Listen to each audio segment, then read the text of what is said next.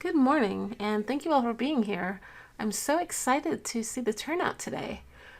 I would like to welcome all of you to our first ever University of North Texas College of Information Department of Learning Technologies English Language Learning and Immersive Environments workshop, funded by the Office of the Provost. So thank you so much.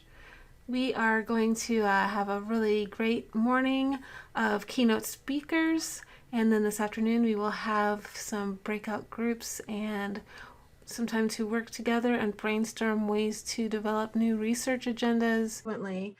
People in one domain work on a project, or a different domain work on a project, and they look for solutions, but it's very infrequent that we get all of the people together, like the educators and the subject matter experts and the tech people. And this meeting does exactly that. So we have people from the development domain, and we have people from education and language learning, so the subject matter experts.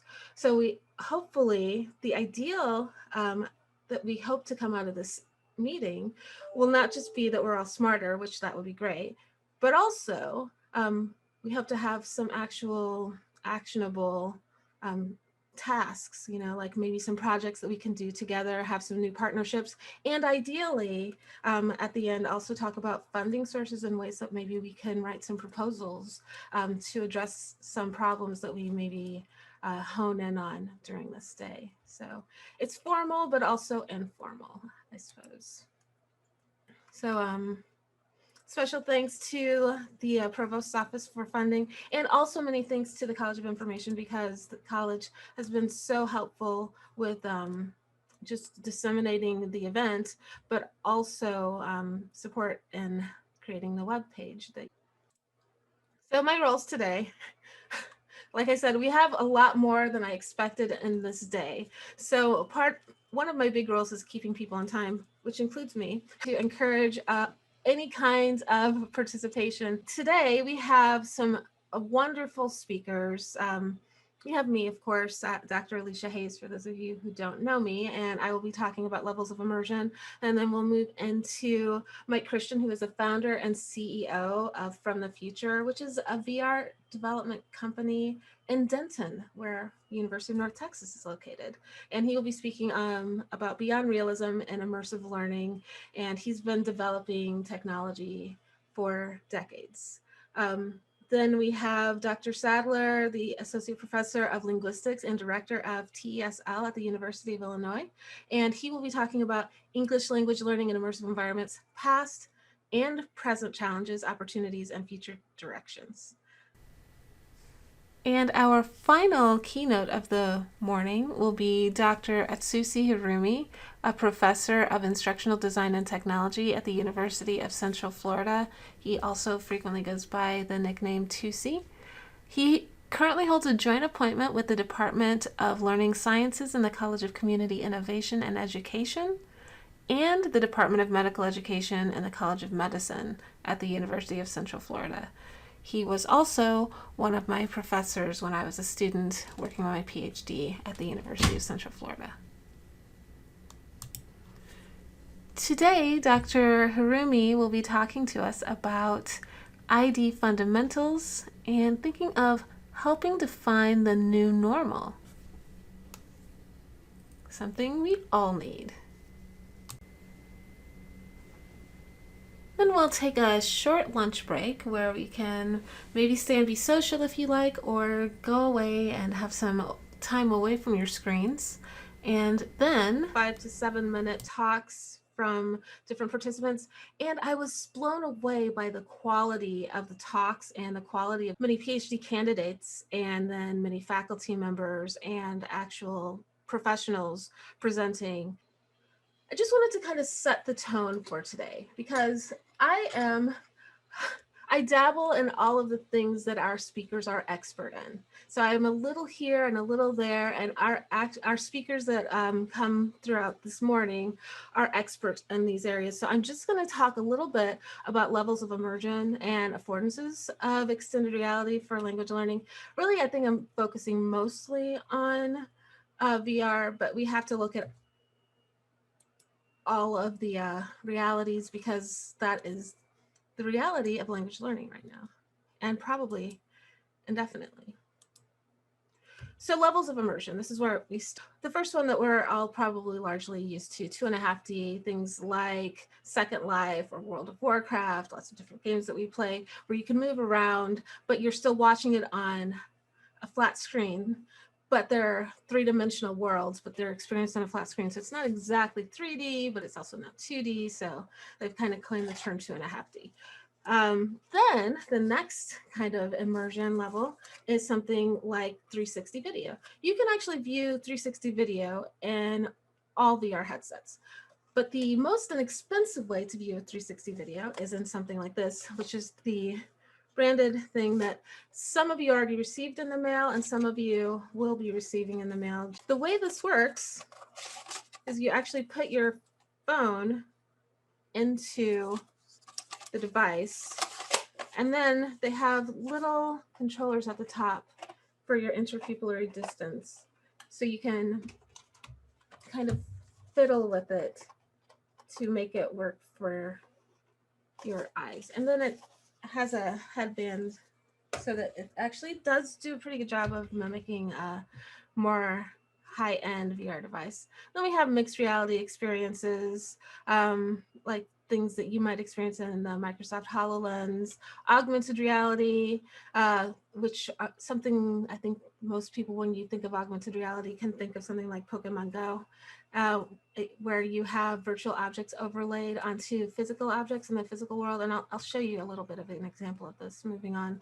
Then interactive 360 video. So with 360 video that you can experience in this device that you will all get, if you haven't gotten it yet, you can look around and see virtual objects or virtual spaces, but you can't interact with them. You can't move in and out of spaces. Kind of like I was talking about 2.5D, you can move in and out of spaces, but it's on a flat screen. This is kind of the inverse of that. You can look all around, but only from one location, the location of wherever the experience was created, frequently like a 360 video camera. Then we have, moving forward, with interactive 360 videos, some 360 videos actually let you interact with them. None that you can use this device on though. You need a higher end kind of VR device that actually has controllers, which these do not. And then the very large range of highly immersive, interactive, embodied experiences. So this is the high-end kind of VR devices, anywhere from the Oculus Quest, it's like $299, to very high-end, well, Canon a few years ago had a $50,000 VR headset. Well, now we have equipment like the Oculus Quest 2 that has hand controllers and is not even tethered to a computer. But when we talk about highly immersive, interactive, embodied experiences, for now in 2021, we're still looking for things beyond what's available to the typical consumer. So we're talking about engaging our 5 senses as much as possible, including haptic feedback, novel intuitive controls. One of my favorite experiences is called Be Bait. In this experience, you have to lay in this hammock and wiggle like a fish in order to move. So your movement is afforded by wiggling like a fish, and you were ultimately eaten by a shark, and that had haptic feedback so that you actually felt pressure.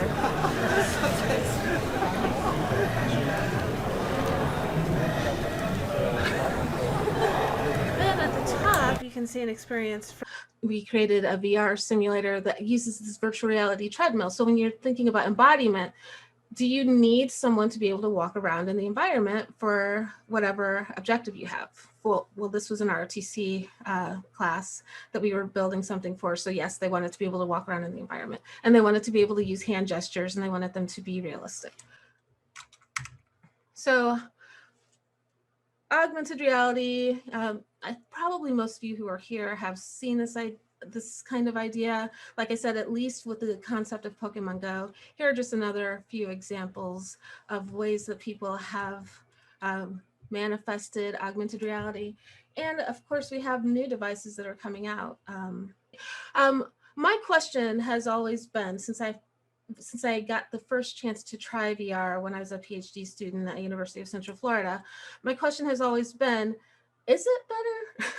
Because for me, putting on a VR headset is really uncomfortable. I would call myself, at least until I get tenure, a VR researcher. And I do not like wearing VR headsets. I've only found a few experiences that I thought were worth putting on a VR headset for more than 10 minutes at a time. So my question has always been mixed reality, VR, mixed reality, where you can kind of track people's movements and relay those movements into the virtual space. That's one way that you can do mixed reality. So this example is the game Elite Dangerous, and they actually have a head tracking device. So you move your head around, and it mimics what would happen if you are looking around in space, but it does it on your like flat screen in front of you. So if you move your head, it actually moves the view. And this is a space flight simulator. So you have 6 degrees of freedom. So when you look up, you actually like see the solar system all around and things like that. Then I compared that to the same experience because this company who made Elite Dangerous also made it as an Oculus game. And as an Oculus game, I thought that the experience was much better and much more immersive. And I wanted to find out if it was just me. So I did a study with 20 students back at Purdue before I moved here to Texas.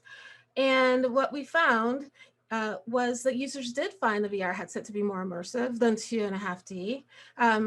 Even the 2.5D augmented with the Track IR head tracking, but they found it to be bulky and uncomfortable. And that was just in a 15-minute trial. So we still have a lot of limitations when it comes to whether or not people are going to adopt these virtual reality headsets. I mean, hopefully they're going to get more and more comfortable, but also one of the things that's great about VR is also the limitation. The fact that you have your physical space around you occluded means that if you actually want to be aware of what's around you, you lose that. So, like I said, I am a big fan of VR for the right reasons, but not for everything. And I think that's one of the things I want to explore today with all of you is whether language learning is something that should delve all the way into highly immersive, interactive, embodied experiences. Probably not being a fish, though. So when is a virtual experience optimal? So the industry has been talking about this for a while. And as Dr. Harumi knows, even before we were talking about VR, we were talking about simulation in the same way. When is simulation important and necessary? And here, these things kind of align in both simulation, whether or not it's in VR and in VR. When the real experience is too dangerous, definitely VR is a great idea. Like, you know, bungee jumping for me, never gonna do it. Some people don't think it's too dangerous, but for me, or maybe, you know, space travel, things like that. But also when the real world experience is impossible. Maybe you want to experience something from the past, or in my mind, I'm thinking of some of the people who are here today explore things like limited resource languages. Maybe the real world experience of talking to someone with a certain language background is literally impossible. You could create a virtual experience like this. When the real world experience is too expensive, like if you want to travel everywhere during the pandemic, it's prohibitive and also too expensive. And I also should add to this, a friend of mine recently said that her elderly father had a lot of places he wanted to go that were on his bucket list, and he's been really enjoying VR just to experience those. Which I thought, because I don't particularly, like, I think it's neat to look at different places in VR, but I'm not compelled to, but it's because I still want to go to those places and I still can. But for someone who can't, I think that's a really great idea and another research project waiting to happen.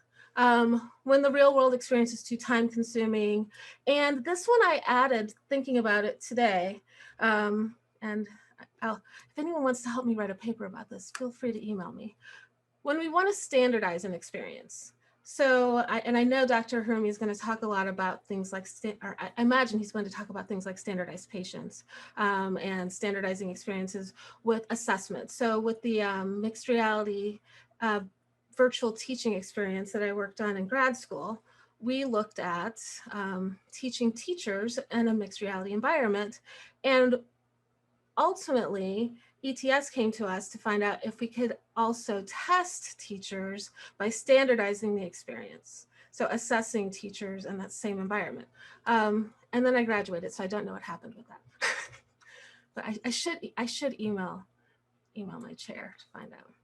So then I just wanted to briefly kind of overview some of the things that exist that I'm aware of, just so we can be thinking about it.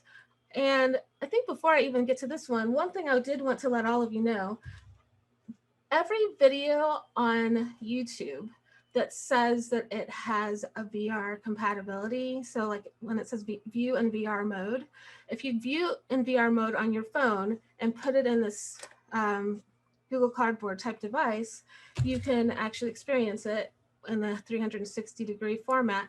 And they actually have, and I'll put some links in over lunch, they actually have several videos about English language learning that are in VR mode.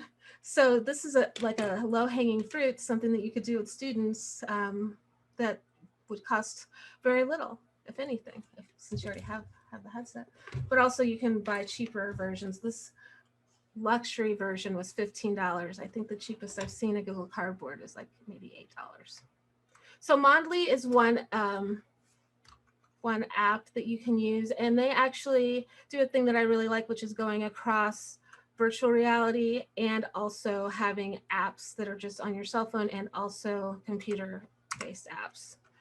So this is at first I was going to show you a video, but then I realized the video that it takes of me looking around in a virtual space is actually nauseating if you don't experience it in virtual reality. If you just watch it on the screen, it's a very bad experience. So you can just imagine that this was me on a train, and I could actually look all around on the train, but also carry on a conversation with someone.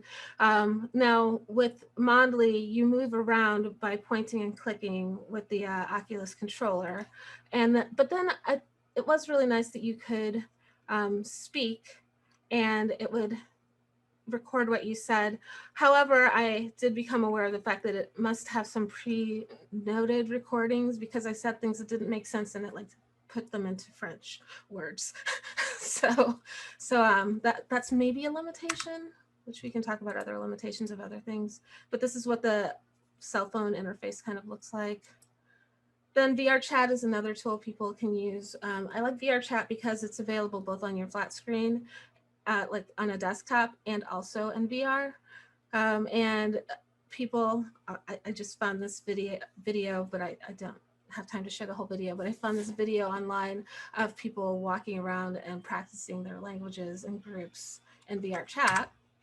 Altspace VR is another tool that they actually have language exchange communities in Altspace VR, which those of you who are language learning experts probably already knew this, but I did not. So I thought that was pretty interesting. And you might notice also the variety of avatar representations in VR chat is pretty extensive compared to those in Altspace. And then ImmerseMe is a technology tool that is similar to these. And I haven't actually played too much with ImmerseMe, but we are fortunate enough to have their CEO coming to speak to us this afternoon. So he's I think they're in New Zealand, so he'll be here at 2. So I'm not going to say really anything about that. He did give me a video to show, and I'll link that over lunch for people to watch, but I don't think I have the time to show it right now. And finally, I wanted to kind of close with the metrics that I care about when we're talking about measuring virtual spaces for learning. So I care about immersion because it is correlated with learning outcomes, and presence, that sense that you're there, also correlated with learning outcomes. Obviously, I care about measurable learning. And then I really care a lot about things that we don't necessarily often measure, like attitudes. So I'm working with Dr. Warren, who's here, I think, but I'm working with Dr. Warren on a paper about return on investment for virtual tools in classrooms, and how do we measure whether or not these tools are useful? And if we only measure learning, we may be missing a lot. So if people's attitudes, if their sense of self-efficacy, if their enthusiasm towards learning change and are improved by these experiences, that's a noteworthy thing. Also, things like um, sustained behavior and whether or not there's more transfer to the real world. So theoretically, me actually practicing speaking French with someone who feels real, embodied as myself, might transfer to the real world more than me using Duolingo. I don't know. Uh, Another study that maybe someone has already done, and if not, maybe we should work on it together. And finally, in closing, I would just like to add that user experience and UX are things that are missing in most learning technologies. I'm working on a couple of papers about this right now. So just thinking about all of these elements of what is user experience. So these are the kinds of aspects that we say are user experience, things being emotionally fulfilling, rewarding, supportive of creativity, satisfying, enjoyable, fun, entertaining, helpful. So they're all kind of nebulous, elusive things, but they are things that we could come up with ways to measure. And some of them do already have ways to measure them. And then, of course, general usability testing that is a very standardized process. How effective is the tool? How satisfying is it? And how efficient is it for whatever task you have at hand? So I wanted to remind us all of this because these are the things that I look at when I was looking at the different VR tools, immersive tools for language learning. And I think we should all be looking at that because particularly if you're talking about classroom teachers delivering these interventions, they already have enough on their hands. We don't even have to talk about technological competence of the teacher. I consider myself quite technologically competent, and there's still a learning curve for every new technology I adopt. And we need to be considerate of that. So just closing again with this idea of levels of immersion, I'm thinking about where we might use these different tools. And I worked with my one of the students in my lab, Michael Biancardi, on starting to build something that I thought would be a fun, immersive experience for language learning, but we haven't gotten that far. So I told him if he wanted to show it today, he could. And I don't know, Michael, are you feeling like showing it right Yeah, now? yeah, yeah. I've got it ready to show. Just Okay, a simple proof of concept, but yeah. it's something. Okay, yeah. So this is just a simple proof of concept scene I put together. If you were getting on a bus and what kind of speech you would have to use to get on the bus. So I've tried to make sort of a basic immersive environment. Obviously, with an actual development team and development budget, this could be expanded out a lot more. You can see we've placed some text throughout it. Like trash can, bus stop, bus line. So in this way, we can provide some contextual learning, we think, to help, combine the immersive environment with language learning. And of course, the bulk of it is then providing opportunities to speak. So if I walk up the bus here, welcome. So the bus driver kind of welcomes me in a very rudimentary way. So we could provide this as an opportunity for a language learner to think, okay, what would I say in response? So the bus driver welcomed me. Oh, okay. Hello, how are you? Prompts like that. And this is probably already done by Monday, but this is our simple proof of concept take. And then you could expand this to be taking a seat and what would that proper etiquette be? And what if someone comes up to you and says, oh, is that seat taken? Or things of that nature. So just a simple proof of concept we've put together here. Thank you and great work, Michael. Michael did this completely by himself with some design guidance from me, but the all of the Unreal development was him, and he has. This is his first semester working on VR development, so he'll be graduating in 2 years if you're interested. One of the things that I noted when I asked Michael to make this scene was the fact that when I got on a bus in Japan, I was terrified because I didn't know how to read maps on the wall. I didn't know how to speak to the driver. I didn't know what the protocol was for like where to sit. Should you sit next to someone? Is it rude to avoid sitting by people, or is it rude to sit next to them? And if you sit next to someone, what if they speak to you? Am I prepared to like even give a greeting? So these kinds of things I felt would be useful in a highly immersive, interactive, embodied experience. More importantly, the conversations I think have gone long enough. I'm open to more extensive research in these areas, and that's why we're here.